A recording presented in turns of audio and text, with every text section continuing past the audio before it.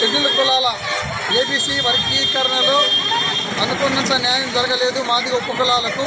కాబట్టి ఈ యొక్క రోస్టర్ విధానాన్ని సవరించి 7% రిజర్వేషన్లు మాదిగ ఉపకులాలకు ఇవ్వాలి. 7% రిజర్వేషన్లు మాదిగ ఉపకులాలకు కూడా 7% ఇవ్వాల్సిందిగా మేము డిమాండ్ చేస్తున్నాం. రోస్టర్ విధానంలో ఈరోజు మరి రాజీవ్ రంజన్ మిశ్రా కమిషన్ కేటగిరీషన్ను 3 భాగాలుగా చేసింది. ఏ గ్రూపులో ఉన్న వాళ్ళకు 1% అని, బి గ్రూపులో ఉన్న మాదిగ ఉపకులాలకు 6.5% అని, సి గ్రూపులో ఉన్నటువంటి మాల ఉపకులాలకు అందరికీ కూడా 7.5% అని చెప్పనేసి ప్రభుత్వానికి నివేదిక ఇచ్చింది. అయితే మరి ప్రభుత్వం రోస్టర్ ముందు తీసుకురావడం వల్ల మొదటి ఇచ్చే 100 ఉద్యోగాలలో 7% మాదిగలకు 7% మాలలకు ఇవ్వాలని మా డిమాండ్. రెండో దశలో వచ్చే 100 ఉద్యోగాల్లో మాదిగలకు 6 ఇచ్చి మాల సోదరులకు 8 ఇవ్వమంటే అడుగుతున్నాను.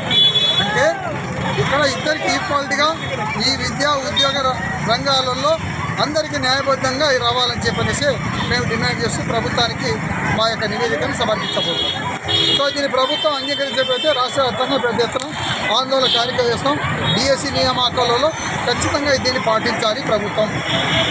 7% రిజర్వేషన్లు ఇవ్వకపోతే ఇక్కడ మాదిగ ఉపకులానికి ఇవ్వడం అన్యాయం జరుగుతుంది.